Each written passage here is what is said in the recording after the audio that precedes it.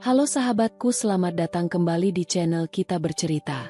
Kali ini akan menceritakan tentang mertuaku membuang masakanku, lalu memesan catering seharga 15 juta. Aku hanya tersenyum dan menolak membayarnya. Sebelum ceritanya dimulai, silahkan tulis di kolom komentar, dari kota mana saja kalian berasal.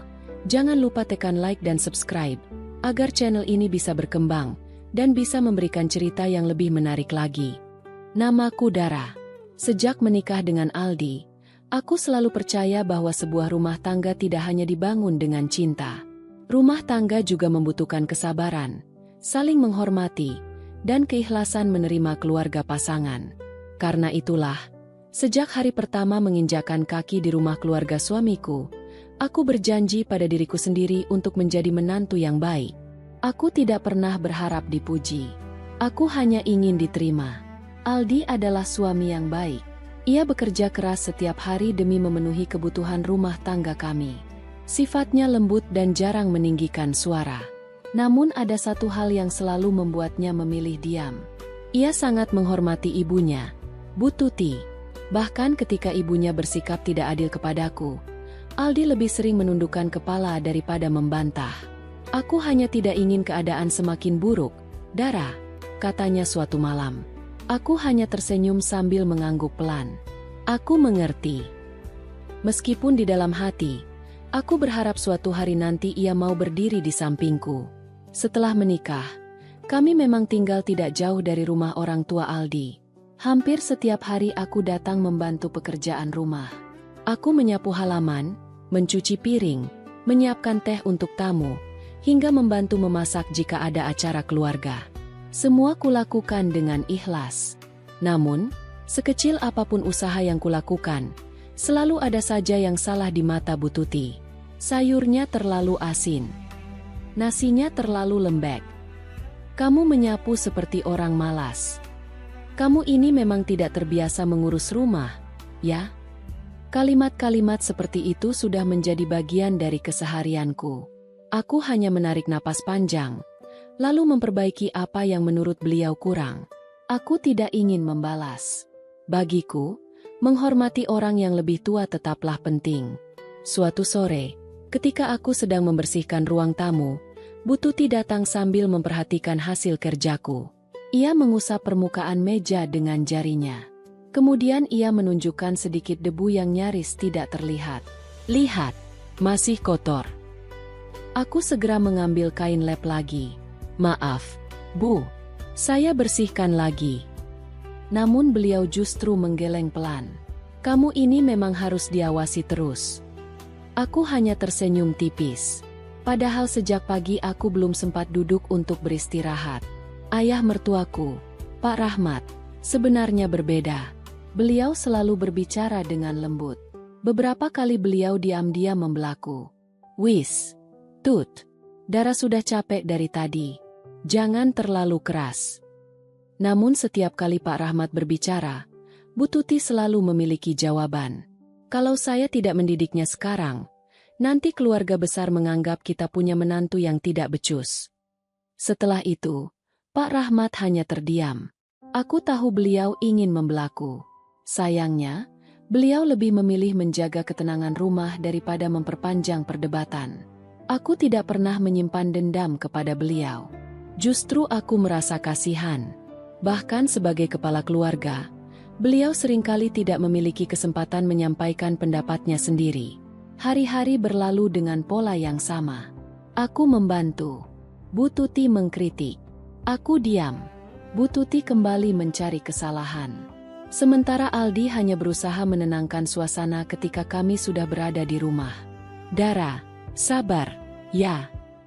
Kalimat itu semakin sering kudengar. Dan entah mengapa, semakin lama terdengar semakin berat. Suatu pagi, Bu Tuti menelepon seluruh anggota keluarga. Beliau mengatakan bahwa bulan depan akan diadakan acara syukuran besar untuk merayakan ulang tahun Pak Rahmat. Katanya, seluruh keluarga besar akan hadir. Paman, bibi, sepupu, tetangga dekat, bahkan beberapa rekan lama Pak Rahmat juga diundang. Rumah langsung menjadi ramai membahas persiapan acara. Ada yang mengurus tenda, Ada yang membicarakan dekorasi. Ada yang menyusun daftar tamu. Aku ikut membantu mencatat kebutuhan acara sambil sesekali memberikan usulan sederhana. Namun setiap usulku selalu dipatahkan. Sudah, tidak usah ikut mengatur. Aku kembali memilih diam. Beberapa hari kemudian, saat semua anggota keluarga berkumpul di ruang tengah, Bu Tuti mulai membagikan tugas. Kamu urus dekorasi. Kamu sewa kursi. Kamu bagian menerima tamu. Semua orang mendapatkan pekerjaan masing-masing. Lalu pandangan Bu Tuti berhenti tepat ke arahku. Suasana mendadak terasa lebih sunyi. Dara. Iya, Bu. Kamu yang memasak seluruh hidangan. Aku sempat terdiam beberapa detik. Seluruhnya, Bu. Iya, semua. Aku memandang wajah beliau, berharap ada orang lain yang akan membantu. Namun Bu Tuti kembali berbicara dengan nada datar. Kamu sering bilang suka memasak, bukan? Aku mengangguk perlahan. Iya, Bu. Kalau begitu, buktikan. Beliau berdiri dari kursinya. Tatapannya begitu tajam hingga seluruh ruangan ikut terdiam. Lalu, dengan suara yang cukup keras agar semua orang mendengar, Bu Tuti berkata, kalau masakanmu gagal, jangan pernah mengaku sebagai menantu keluarga ini. Tidak ada seorang pun yang menyela. Aku melihat Aldi menatapku dengan wajah cemas. Pak Rahmat juga tampak ingin mengatakan sesuatu.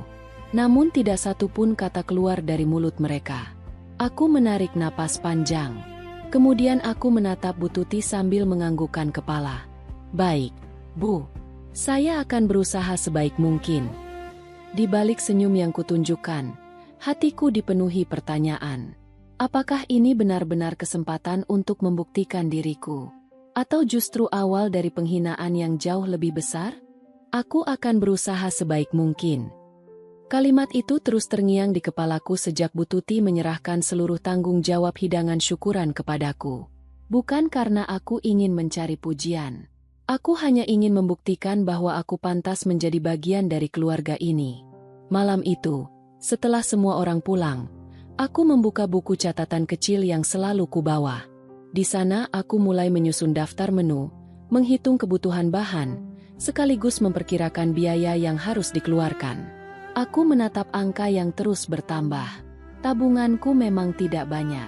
Uang itu sebenarnya kusisihkan sedikit demi sedikit untuk keperluan mendadak.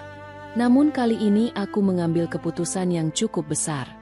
Aku ingin memberikan yang terbaik. Esok paginya, aku berangkat ke pasar sebelum matahari terbit. Udara masih terasa dingin ketika aku mulai memilih bahan satu persatu. Aku tidak ingin membeli bahan yang asal murah. Aku memilih beras yang pulen, ayam segar, daging sapi berkualitas, ikan yang masih segar, serta sayuran yang baru dipanen. Aku juga membeli santan segar, rempah-rempah pilihan, buah-buahan, dan bahan untuk membuat aneka kue tradisional. Saat menghitung seluruh belanjaan, aku menarik napas pelan. Sebagian besar tabunganku habis hari itu. Namun aku tidak menyesal. Bagiku, harga diri tidak selalu diukur dari uang yang dimiliki. Kadang, harga diri juga terlihat dari seberapa sungguh-sungguh seseorang menjalankan amanah. Sesampainya di rumah, aku langsung mulai bekerja. Di atas meja dapur, semua bahan kususun dengan rapi. Aku telah menyiapkan belasan hidangan untuk menyambut keluarga besar. Ada nasi putih hangat yang pulen, ayam bakar berbumbu rempah, rendang daging yang dimasak perlahan hingga bumbunya meresap, gulai ayam kampung, semur daging, ikan gurame bakar, udang saus mentega, tumis buncis dan wortel, sayur lodeh, sambal terasi, kerupuk, acar segar, buah potong, serta beberapa jenis kue tradisional sebagai hidangan penutup. Aku ingin semua tamu merasakan masakan rumahan yang hangat dan penuh perhatian. Memasak sebanyak itu tentu bukan pekerjaan ringan. Api kompor hampir tidak pernah padam. Panci besar terus bergantian digunakan. Tanganku beberapa kali terkena cipratan minyak panas. Punggungku mulai terasa pegal. Namun aku terus melanjutkan pekerjaanku. Hari pertama berlalu tanpa sempat beristirahat dengan tenang. Malam datang. Rumah mulai sunyi. Semua orang sudah tidur. Hanya suara sendok yang mengaduk kuah dan bunyi api kompor yang masih terdengar dari dapur. Saat aku sedang mengangkat panci yang cukup berat, tiba-tiba seseorang mengambilnya dari belakang. Aku bantu. Aku menoleh. Ternyata Aldi. "Kamu belum tidur?" tanyaku pelan. Aldi tersenyum tipis. Kalau istriku masih bekerja, rasanya tidak tega kalau aku tidur. Aku tersenyum. Untuk pertama kalinya sejak persiapan ini dimulai, rasa lelahku sedikit berkurang. Tanpa banyak bicara, Aldi mulai membantu mencuci sayuran, mengupas bawang, menyiapkan piring saji, hingga mengangkat panci-panci besar. Semua dilakukan diam-diam. "Aku tidak ingin ibu berpikir aku membebanimu," kataku. Aldi menggeleng pelan. "Kamu tidak sedang membebaniku. Kita ini suami istri." Kalimat sederhana itu membuat hatiku terasa hangat. Kami bekerja bersama hingga menjelang subuh. Keesokan harinya, pekerjaan kembali berlanjut. Aroma rempah mulai memenuhi seluruh rumah. Harum rendang yang sedang dimasak perlahan bercampur dengan wangi ayam bakar dan kuah gulai yang mengepul dari atas kompor. Menjelang siang, Pak Rahmat masuk ke dapur. Beliau menghirup udara perlahan, lalu tersenyum lebar. Harumnya sampai ke halaman. Aku tersenyum malu. Mudah-mudahan rasanya juga enak. "Pak." Pak Rahmat mengangguk berkali-kali. "Saya yakin tamu nanti pasti senang." Belum sempat aku menjawab, dua orang tetangga yang sedang membantu memasang tenda ikut menghampiri pintu dapur. "Bu Dara, wanginya luar biasa." Saya sampai lapar hanya karena mencium aromanya. Aku hanya tersenyum sambil mengucapkan terima kasih. Ucapan mereka membuat semangatku kembali tumbuh.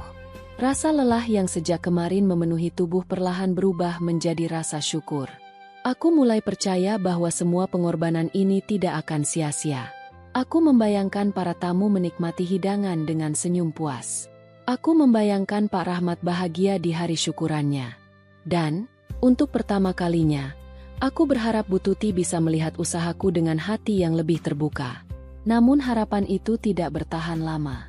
Saat Bu Tuti masuk ke dapur, beberapa kerabat sedang memuji hasil masakanku. Dara benar-benar telaten. Jarang ada yang sanggup memasak sebanyak ini sendirian. Masakannya pasti enak kalau aromanya saja sudah seperti ini. Aku menoleh kepada Bu Tuti, berharap beliau ikut tersenyum. Akan tetapi, wajah beliau justru tampak semakin kaku. Tatapannya beralih dari satu hidangan ke hidangan lain tanpa mengucapkan sepatah kata pun. Tidak ada pujian, tidak ada penghargaan. Yang terlihat justru sorot mata yang sulit kuartikan. Beliau hanya berkata singkat, "Jangan cepat puas." Lalu berbalik meninggalkan dapur. Aku menghela napas pelan. Mungkin memang seperti itulah sifat beliau. Aku kembali melanjutkan pekerjaanku. Sementara itu, tanpa sepengetahuanku, Bu Tuti berjalan menuju teras rumah. Beliau memastikan tidak ada seorang pun yang memperhatikannya. Beliau mengeluarkan telepon genggam dari dalam tas. Wajahnya tampak sangat tenang. Setelah beberapa saat menekan layar, panggilannya tersambung. Senyum tipis perlahan muncul di wajahnya. Dengan suara pelan agar tidak terdengar oleh siapapun, Bu Tuti berkata, "Pesan semuanya sekarang juga. Yang paling mahal." Pagi itu, aku terbangun sebelum azan subuh berkumandang. Tubuhku terasa sangat lelah setelah 2 hari hampir tidak memiliki waktu beristirahat. Kedua tanganku masih terasa pegal karena terus mengangkat panci dan wajan berukuran besar. Namun ketika mengingat hari syukuran akhirnya tiba, aku kembali menguatkan diri. Aku menatap deretan hidangan yang sudah tertata rapi di atas meja panjang. Semua makanan tampak siap disajikan. Uap hangat masih mengepul dari beberapa panci. Aroma rempah memenuhi seluruh ruangan. Aku mengatur letak lauk, sayur, sambal, buah, dan aneka kue agar terlihat menarik ketika para tamu datang. Dalam hati, aku berdoa pelan. Semoga semuanya berjalan lancar. Di luar rumah, beberapa kerabat mulai berdatangan untuk membantu menata kursi dan meja. Suasana perlahan menjadi semakin ramai. Pak Rahmat terlihat mengenakan pakaian terbaiknya. Senyum beliau tampak begitu tulus ketika melihat halaman rumah yang sudah dipenuhi tenda. Dara. Aku menoleh. Iya, Pak. Terima kasih sudah bekerja keras. Aku mengangguk sambil tersenyum. Semoga Bapak dan semua tamu nanti senang. Pak Rahmat tanpa hendak mengatakan sesuatu. Namun Bu Tuti lebih dahulu datang menghampiri sambil membawa daftar tamu. Aldi. Iya, Bu. Tolong jemput keluarga pamanmu di stasiun. Mereka sebentar lagi sampai. Aldi melihat ke arahku. Kamu tidak apa-apa kalau aku pergi sebentar. Aku mengangguk. Tidak apa-apa. Hati-hati di jalan. Aldi tersenyum tipis sebelum segera berangkat menggunakan mobil. Aku sama sekali tidak menyangka bahwa kepergian Aldi beberapa saat itu akan menjadi awal dari peristiwa yang tidak pernah kulupakan. Sekitar 30 menit kemudian, terdengar suara beberapa kendaraan besar memasuki halaman rumah. Aku mengernyit. Satu mobil, lalu disusul mobil kedua, kemudian mobil ketiga. Semuanya berhenti tepat di depan tenda. Di sisi badan mobil tertulis nama sebuah perusahaan catering yang cukup terkenal di kota kami. Aku memandang ke arah Bu Tuti. Beliau justru berjalan menghampiri rombongan itu dengan wajah tenang, seolah memang sudah menunggu kedatangan mereka. Hatiku mulai dipenuhi tanda tanya. Mengapa ada catering datang? Bukankah sejak awal Bu Tuti memintaku memasak seluruh hidangan sendiri? Beberapa pekerja catering mulai menurunkan kotak-kotak makanan berukuran besar, meja pemanas, perlengkapan makan, hingga peralatan penyajian yang tampak mewah. Aku mendekati Bu Tuti dengan hati-hati. Bu. Beliau menoleh singkat. Iya. Ini catering untuk siapa? Bu Tuti hanya menatapku beberapa detik. Kemudian beliau menjawab dengan nada datar. Nanti kamu juga tahu. Jawaban itu justru membuat dadaku semakin sesak. Aku kembali melihat meja berisi semua masakan yang kubuat. Semua masih tersusun rapi. Tidak ada yang tersentuh. Lalu untuk apa catering sebanyak ini? Beberapa kerabat mulai memperhatikan keadaan. Mereka tampak saling berbisik. Aku mencoba tetap tenang. Mungkin ada hidangan tambahan yang belum diberitahukan kepadaku. Aku terus meyakinkan diriku sendiri. Namun beberapa menit kemudian, Bu Tuti berjalan menuju meja tempat semua masakanku disusun. Beliau berdiri di depan seluruh hidangan. Beberapa pekerja rumah ikut berkumpul. Aku segera menghampiri. Bu. Beliau tidak menjawab. Satu persatu tudung saji mulai beliau buka. Tudung pertama terbuka. Beliau melihat rendang yang sudah kumasak selama berjam-jam. Tidak ada senyum. Tudung kedua terbuka. Ayam bakar. Kemudian gulai. Semur. Ikan bakar. Kue. Semua dibuka satu demi satu. Aku memperhatikan wajah beliau dengan penuh harap. Setidaknya kali ini, mungkin beliau akan mengatakan bahwa hasilnya cukup baik. Namun harapan itu hancur dalam sekejap. Bu Tuti menghela napas panjang, lalu menggelengkan kepala pelan. Warna rendangnya kurang menarik. Beliau membuka hidangan berikutnya. Ayamnya juga biasa saja. Kemudian berpindah lagi. Susunannya tidak mewah. Aku masih mencoba tersenyum. Kalau ada yang perlu diperbaiki, saya bisa. Belum sempat aku menyelesaikan kalimat, Bu Tuti memotong ucapanku. Sudah terlambat. Suasana mendadak menjadi sunyi. Beberapa kerabat mulai memperhatikan kami. Bu Tuti lalu berbicara dengan suara yang sengaja dibuat cukup keras. Masakan seperti ini mau disajikan kepada keluarga besar. Beliau menatapku tanpa sedikit pun melembutkan nada bicaranya. Memalukan. Dadaku terasa sesak. Aku masih berdiri mematung. Bu, saya sudah berusaha sebaik mungkin. Berusaha saja tidak cukup. Beliau mengangkat tangannya ke arah beberapa pekerja. Kalian. Semua pekerja langsung mendekat. Singkirkan semua makanan ini. Aku membelalak. Bu. Bu Tuti kembali berkata dengan tegas. Buang semuanya. Jantungku seakan berhenti berdetak. Aku melangkah mendekati meja. Bu, jangan. Semua ini baru selesai saya masak. Bahannya juga. Bu Tuti sama sekali tidak menoleh kepadaku. Sudah saya bilang. Saya tidak mau mempermalukan keluarga hanya karena masakan yang tidak layak. Beberapa pekerja tampak saling berpandangan. Mereka terlihat ragu. Namun setelah Bu Tuti mengulang perintahnya, mereka akhirnya mulai mengangkat satu persatu wadah makanan. Aku hanya bisa melihat. Panci besar yang sejak 2 hari lalu selalu kujaga dengan penuh perhatian kini dibawa menuju belakang rumah. Lalu, isinya ditumpahkan ke dalam tong sampah besar. Aku menggigit bibirku sekuat mungkin. Rendang yang kumasak berjam-jam. Ayam bakar yang kubumbui sejak malam. Sambal, semur, ikan, kue. Semuanya berakhir di tempat yang sama. Tong sampah. Tidak ada seorang pun yang sempat mencicipinya. Tanganku mulai bergetar. Mataku terasa panas. Air mata hampir jatuh. Namun aku terus mengangkat wajahku. Aku tidak ingin menangis di depan semua orang. Aku tidak ingin memberikan kepuasan kepada siapapun yang ingin melihatku hancur. Aku hanya berdiri diam sambil memandangi seluruh jerih payahku menghilang sedikit demi sedikit. Saat itulah terdengar suara kendaraan lain memasuki halaman. Sebuah mobil catering berukuran lebih besar berhenti tepat di depan rumah. Pintunya terbuka. Seorang pria berpakaian rapi turun sambil membawa map berisi dokumen. Ia berjalan menghampiri Bu Tuti dengan senyum profesional. Kemudian berkata, "Bu, semua pesanan senilai 15 juta rupiah sudah lengkap." Ucapan pemilik catering itu masih terngiang di telingaku. Aku berdiri mematung. Kini aku mengerti mengapa sejak tadi beberapa mobil catering terus berdatangan. Rupanya semua hidangan yang telah kumasak selama 2 hari 2 malam memang tidak pernah direncanakan untuk disajikan. Bu Tuti hanya mengangguk singkat kepada pemilik catering. "Baik, silakan ditata sebaik mungkin.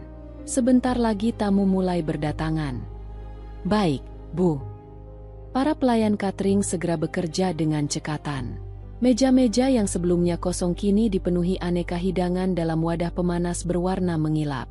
Susunannya rapi dan terlihat mewah. Beberapa pelayan mengenakan seragam yang sama sehingga suasana syukuran tampak seperti acara besar di sebuah gedung. Aku masih berdiri di tempat yang sama. Mataku sesekali menoleh ke arah belakang rumah.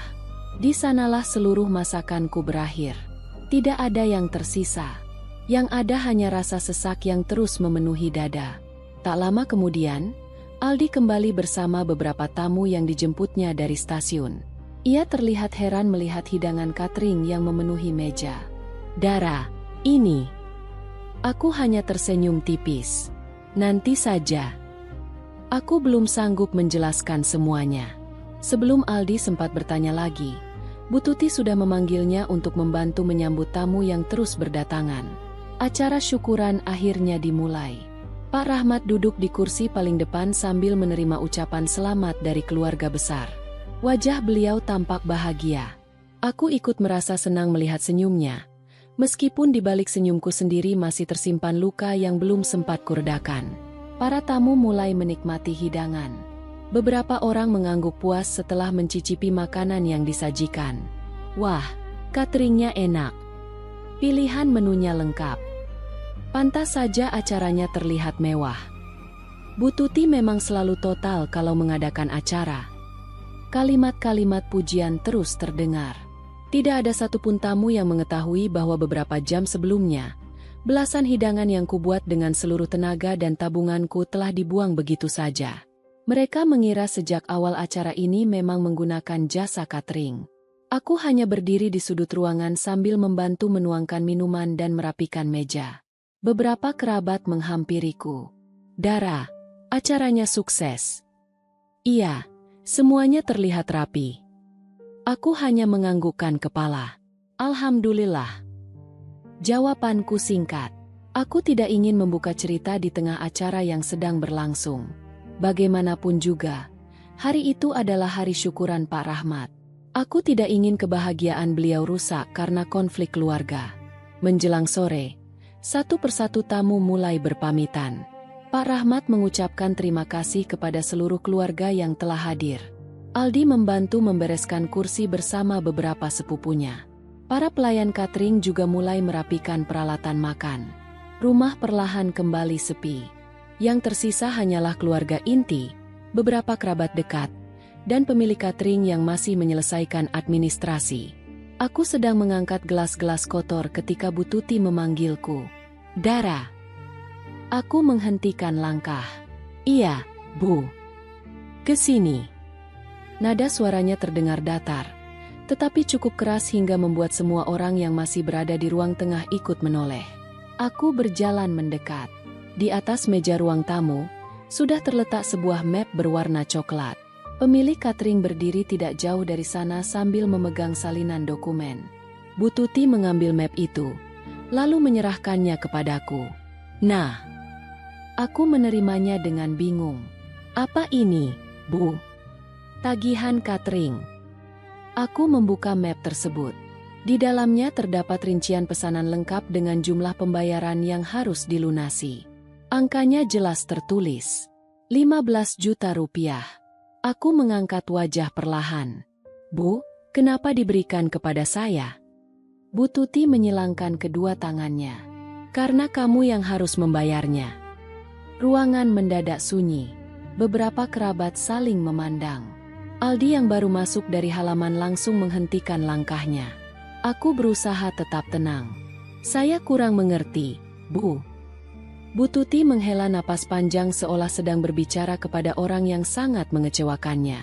Dara, sejak awal saya sudah memberi tanggung jawab memasak kepadamu. Iya, Bu. Tetapi masakanmu tidak layak disajikan. Aku menggenggam map itu sedikit lebih erat. Masakan saya bahkan belum dicicipi siapapun. Bu Tuti langsung memotong ucapanku. Tidak perlu dicicipi kalau tampilannya saja sudah mengecewakan. Beberapa kerabat mulai berbisik pelan. Bu Tuti kembali berbicara. Kali ini dengan suara yang lebih keras. Karena masakanmu gagal, saya terpaksa memesan catering agar acara keluarga tidak berantakan. Beliau menunjuk map di tanganku. Jadi, biaya itu menjadi tanggung jawabmu. Aku menatap beliau tanpa berkata apa-apa. Bu Tuti melanjutkan. Kamu memakai uangmu sendiri untuk memasak, tetapi hasilnya tidak bisa digunakan. Itu bukan salah saya, Bu. Sekarang jangan mencari alasan. Beliau melangkah lebih dekat. Kamu sudah membuat saya malu hampir di depan keluarga besar. Aku menarik napas perlahan. Padahal kenyataannya justru sebaliknya. Namun aku memilih tetap diam. Dara. Suara Bu Tuti kembali terdengar. Sebagai menantu, kamu harus berani bertanggung jawab. Beliau menoleh kepada keluarga yang masih menyaksikan. Kalau dia benar-benar menghargai keluarga ini, dia pasti mau mengganti semua biaya catering. Semua mata kini tertuju kepadaku. Aku dapat merasakan suasana yang begitu menekan. Beberapa kerabat tampak menunggu jawabanku. Yang lain hanya diam sambil memperhatikan wajahku. Aldi tampak hendak berbicara. Namun aku mengangkat tangan pelan, memberi isyarat agar ia menunggu. Aku menutup kembali map tagihan itu. Kemudian kuletakkan dengan hati-hati di atas meja. Aku menatap Bu Tuti dengan wajah yang tetap tenang. Tidak ada kemarahan. Tidak ada air mata. Tidak ada suara yang meninggi. Aku hanya tersenyum kecil. Lalu berkata dengan suara yang jelas agar semua orang dapat mendengarnya. Maaf, Bu, saya tidak akan membayar. Kalimat itu meluncur dari bibirku dengan tenang. Aku tidak meninggikan suara. Aku juga tidak menunjukkan kemarahan. Namun, justru ketenanganku membuat seluruh ruangan mendadak membisu. Beberapa detik kemudian, suasana berubah. Bagaimana bisa menolak? Sudah jelas acara ini diselamatkan oleh catering. Kamu sebagai menantu seharusnya bertanggung jawab. Suara-suara mulai bermunculan dari berbagai arah. Beberapa saudara yang sejak tadi hanya menjadi penonton kini ikut memberikan pendapat. Seorang bibi dari pihak Aldi menggeleng pelan. Dara, kalau memang melakukan kesalahan, lebih baik mengaku saja. Jangan membuat keadaan semakin rumit. Seorang paman yang duduk di dekat pintu ikut menimpali. Uang memang bisa dicari lagi. Tetapi nama baik keluarga jauh lebih penting. Aku mendengarkan semua ucapan itu tanpa memotong sedikit pun. Di mata mereka, akulah penyebab semua masalah. Mereka tidak mengetahui apa yang sebenarnya terjadi sebelum para tamu datang. Bu Tuti yang melihat semua orang mulai memojokkanku tampak semakin percaya diri. Beliau melangkah mendekat sambil melipat kedua tangan di depan dada. Nah, dengar sendiri. Bukan hanya saya yang berpikir begitu. Semua keluarga juga tahu mana yang benar. Beliau menatapku dengan sorot mata penuh keyakinan. Kalau kamu masih punya rasa tanggung jawab, bayarlah tagihan itu sekarang juga.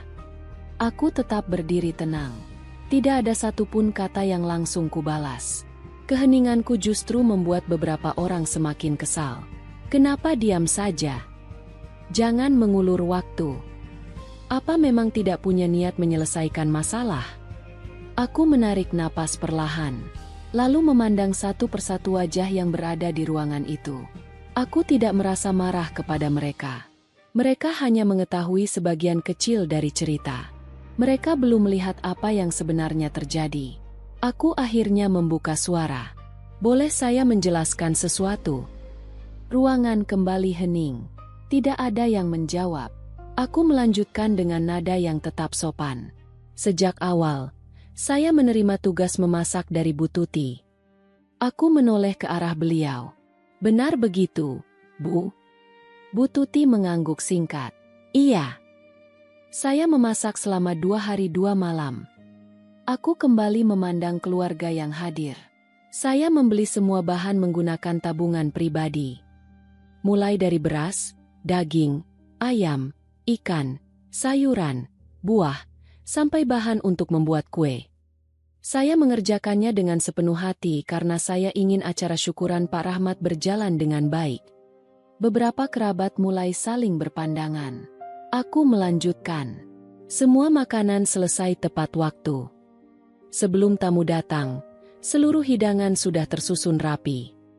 Aku berhenti sejenak. Dadaku terasa sesak ketika mengingat kembali peristiwa beberapa jam sebelumnya. Namun aku tetap menjaga suaraku agar tidak bergetar. Lalu Bu Tuti membuka semua tudung saji. Beliau mengatakan masakan saya memalukan. Setelah itu, aku menatap Bu Tuti beberapa detik.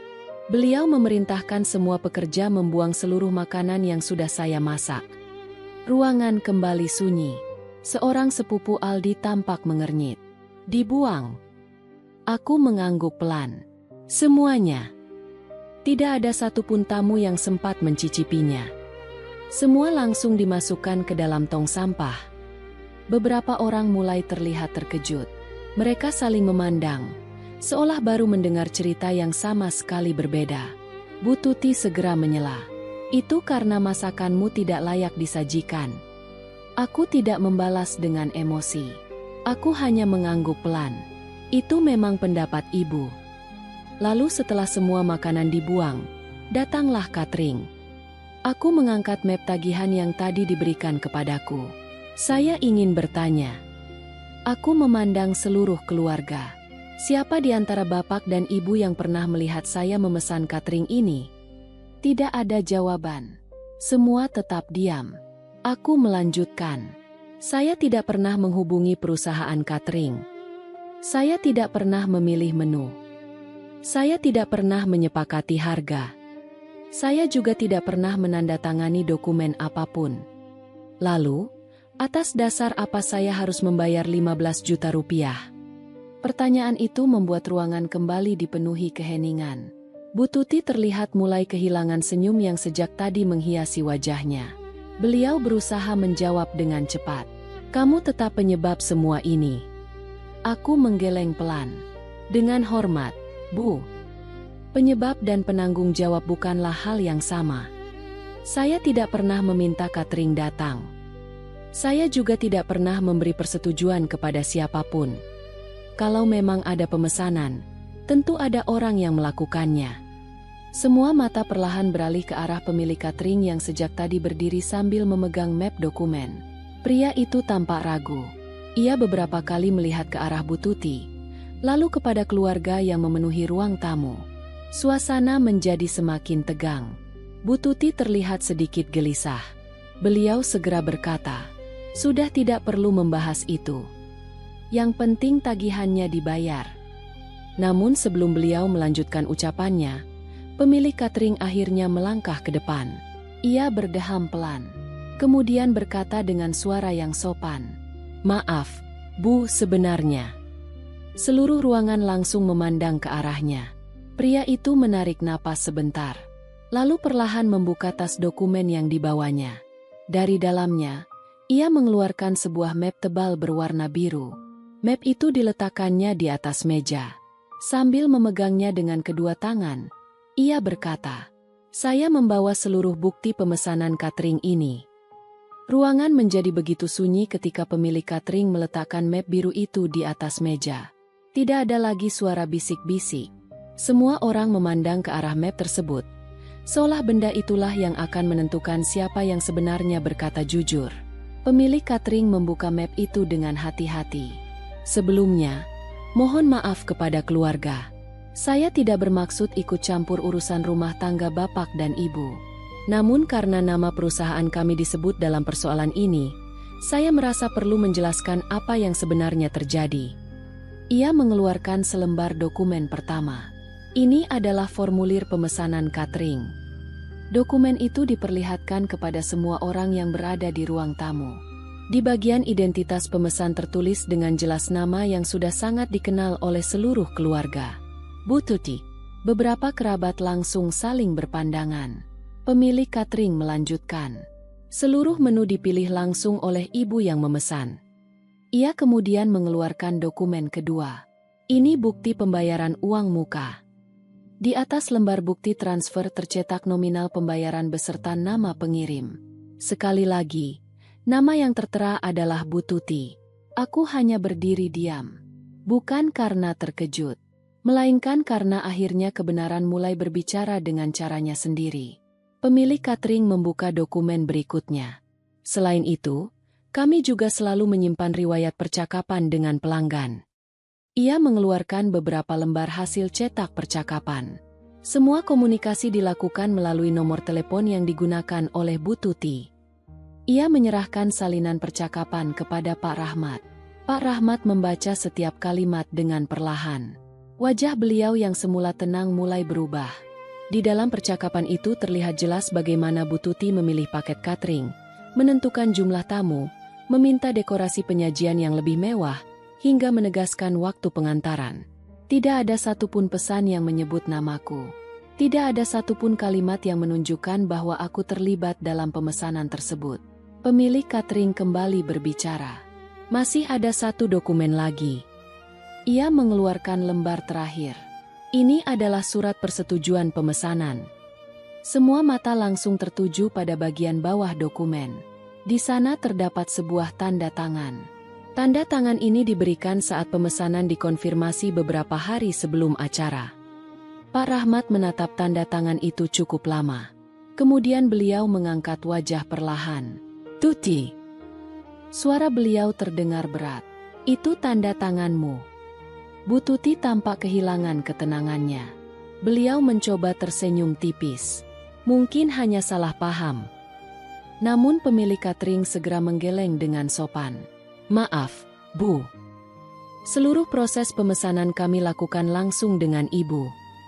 Bahkan ketika kami menghubungi kembali untuk memastikan jumlah tamu, yang menjawab juga Ibu."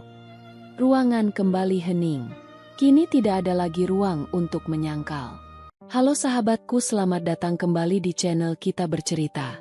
Kali ini akan menceritakan tentang mertuaku membuang masakanku, lalu memesan catering seharga 15 juta. Aku hanya tersenyum dan menolak membayarnya.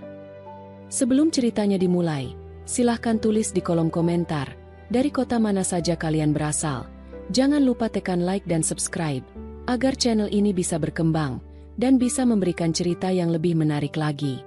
Namaku Dara. Sejak menikah dengan Aldi, aku selalu percaya bahwa sebuah rumah tangga tidak hanya dibangun dengan cinta. Rumah tangga juga membutuhkan kesabaran, saling menghormati, dan keikhlasan menerima keluarga pasangan. Karena itulah, Sejak hari pertama menginjakan kaki di rumah keluarga suamiku, aku berjanji pada diriku sendiri untuk menjadi menantu yang baik. Aku tidak pernah berharap dipuji. Aku hanya ingin diterima. Aldi adalah suami yang baik. Ia bekerja keras setiap hari demi memenuhi kebutuhan rumah tangga kami. Sifatnya lembut dan jarang meninggikan suara. Namun ada satu hal yang selalu membuatnya memilih diam. Ia sangat menghormati ibunya, Bu Tuti. Bahkan ketika ibunya bersikap tidak adil kepadaku, Aldi lebih sering menundukkan kepala daripada membantah.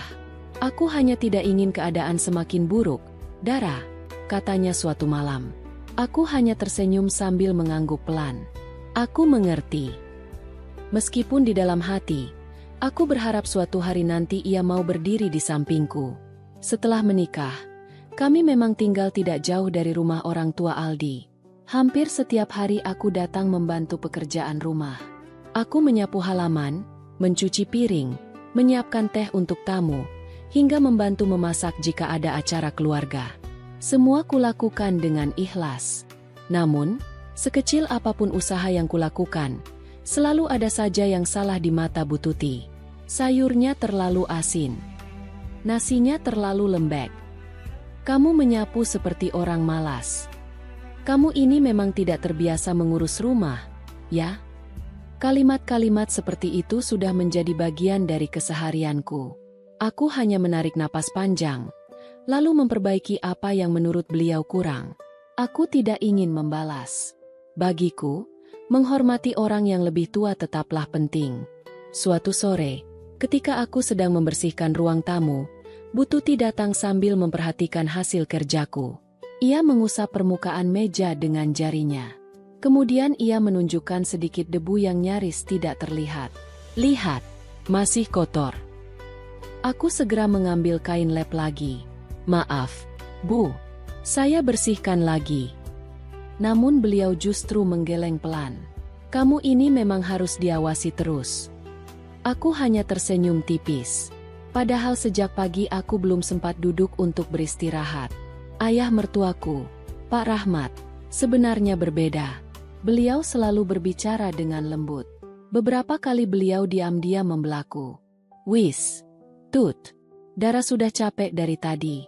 Jangan terlalu keras. Namun setiap kali Pak Rahmat berbicara, Bu Tuti selalu memiliki jawaban. Kalau saya tidak mendidiknya sekarang, nanti keluarga besar menganggap kita punya menantu yang tidak becus. Setelah itu, Pak Rahmat hanya terdiam. Aku tahu beliau ingin membelaku. Sayangnya, beliau lebih memilih menjaga ketenangan rumah daripada memperpanjang perdebatan. Aku tidak pernah menyimpan dendam kepada beliau. Justru aku merasa kasihan. Bahkan sebagai kepala keluarga, beliau seringkali tidak memiliki kesempatan menyampaikan pendapatnya sendiri. Hari-hari berlalu dengan pola yang sama. Aku membantu. Bu Tuti mengkritik. Aku diam. Bu Tuti kembali mencari kesalahan. Sementara Aldi hanya berusaha menenangkan suasana ketika kami sudah berada di rumah. Dara, sabar, ya. Kalimat itu semakin sering kudengar. Dan entah mengapa, semakin lama terdengar semakin berat. Suatu pagi, Bu Tuti menelepon seluruh anggota keluarga. Beliau mengatakan bahwa bulan depan akan diadakan acara syukuran besar untuk merayakan ulang tahun Pak Rahmat. Katanya, seluruh keluarga besar akan hadir. Paman, bibi, sepupu, tetangga dekat, bahkan beberapa rekan lama Pak Rahmat juga diundang. Rumah langsung menjadi ramai membahas persiapan acara. Ada yang mengurus tenda, ada yang membicarakan dekorasi, ada yang menyusun daftar tamu. Aku ikut membantu mencatat kebutuhan acara sambil sesekali memberikan usulan sederhana.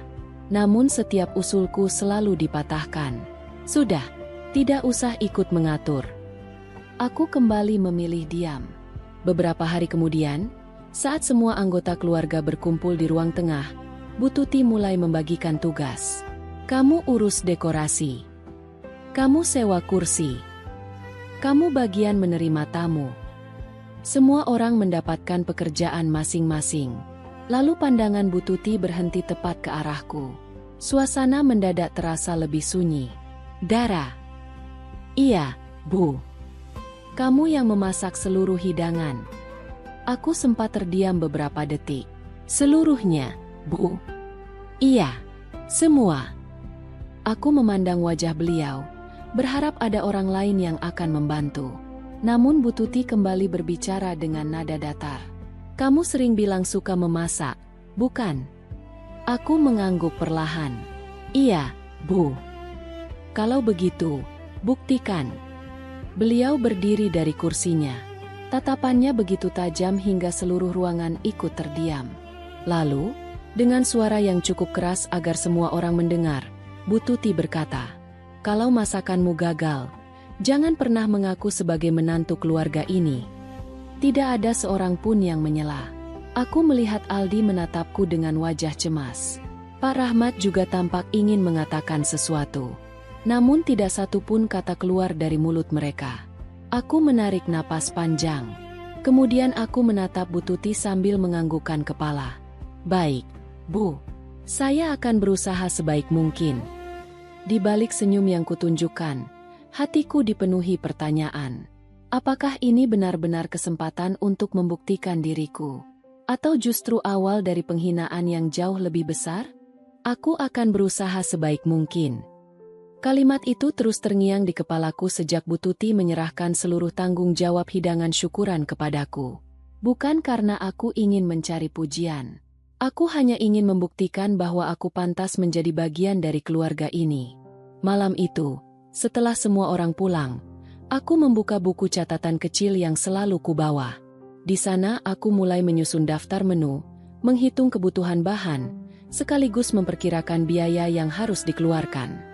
Aku menatap angka yang terus bertambah. Tabunganku memang tidak banyak. Uang itu sebenarnya kusisihkan sedikit demi sedikit untuk keperluan mendadak. Namun kali ini aku mengambil keputusan yang cukup besar. Aku ingin memberikan yang terbaik. Esok paginya, aku berangkat ke pasar sebelum matahari terbit. Udara masih terasa dingin ketika aku mulai memilih bahan satu persatu. Aku tidak ingin membeli bahan yang asal murah. Aku memilih beras yang pulen, ayam segar, daging sapi berkualitas, ikan yang masih segar, serta sayuran yang baru dipanen.